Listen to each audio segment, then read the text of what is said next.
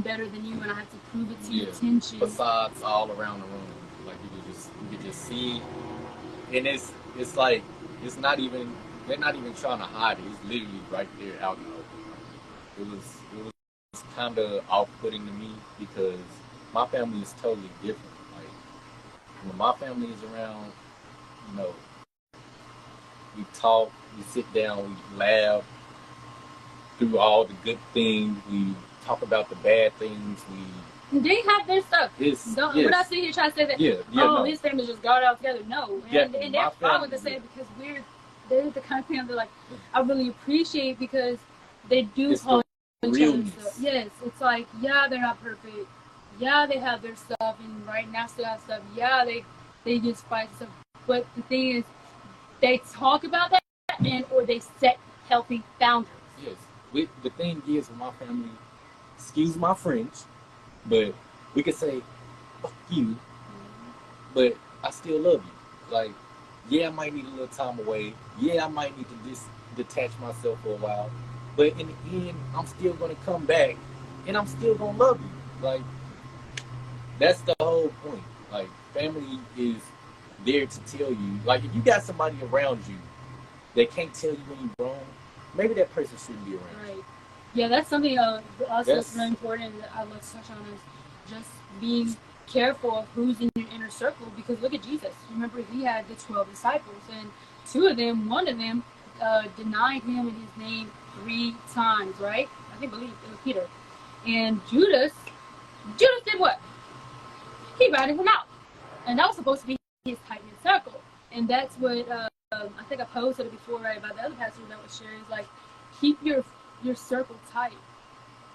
Be careful.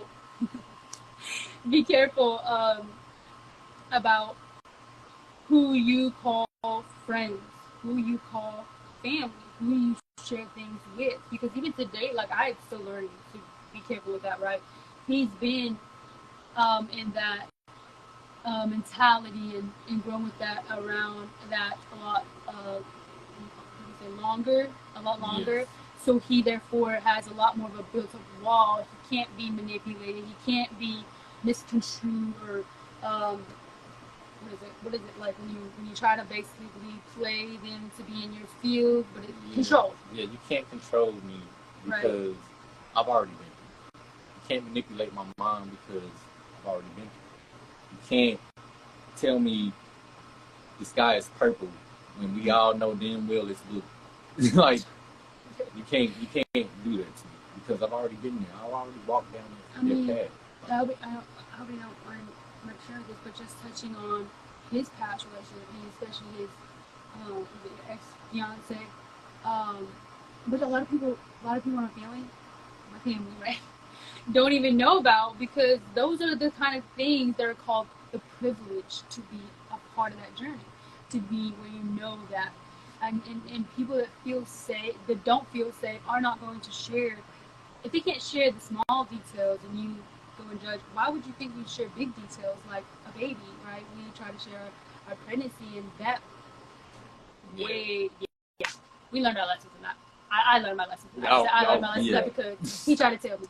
But yeah, just him, and I don't know if you're okay sharing about that, but I think it'd be really cool to just touch on that because I think a lot of people think, somehow like, you got it, okay, like you went through your pain, so you good now. It's like, no, like just him and his ex-fiance alone. Yeah, that was very traumatic. Should have made him not want to be with me. Yeah, it was very traumatic. Like the things I went through with my ex-fiance, I basically tried to go to Chicago to like my old hometown. I tried to go to Chicago because Texas didn't have any job opportunities. Like they were saying that Texas was growing and all this, and it was a lot of money to be made in Texas. But then I go out to look for jobs and can't get a job here and there. So I chose to go to Chicago, and when I went to Chicago, I was in a dark place. Like I was out there alone. I didn't have no support, no financial support. I really just went on a whim, like just got up and went. because I was like, there's nothing going on here. So let me go and try to go to Chicago to, see if I can make things turn around. So I went out there looking for a job and all of this. Share about like she encouraged you in that. Oh yeah, she definitely. She was all for it.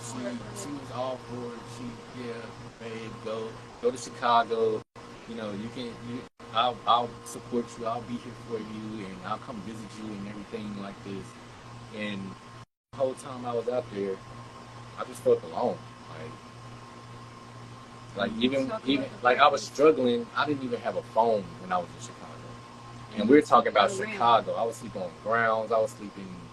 Man, it was bad.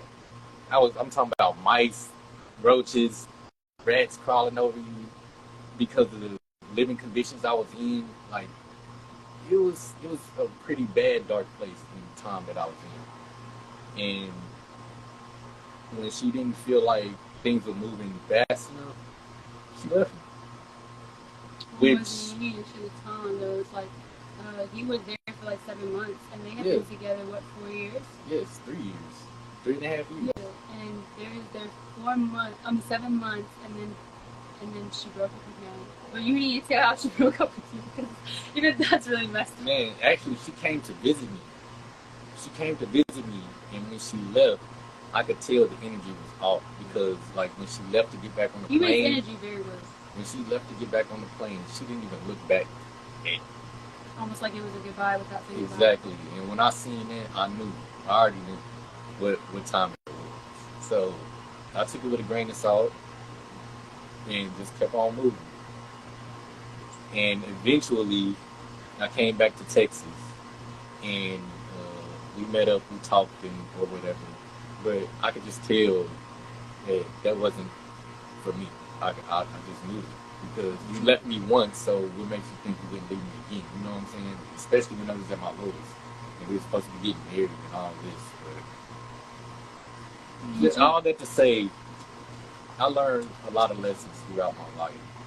I learned how to read energy very well. I learned I think it's one of the gifts. How to trust very well. One of the things to be able to read energy. And some people might not be awake enough for this, but those of you that are understand what we mean when we say that you can read energy. Like one of my sisters, she's an empath, and until she can learn to channel it. Really, it's like I like to use it, channel it. She actually has kind of the same as he does, being able to read energy. There's the colors surrounding it, because there are colors surrounding it. This form right here, this is not our spirit. This is just a physical form. This is just a shell you're in. Yes, it's not who you really are, because you think about it, in the Bible does not God refer to when we go to heaven we will have our true forms, our true self, because we don't need a physical body in the eternal life we're going to be living. Why would it matter?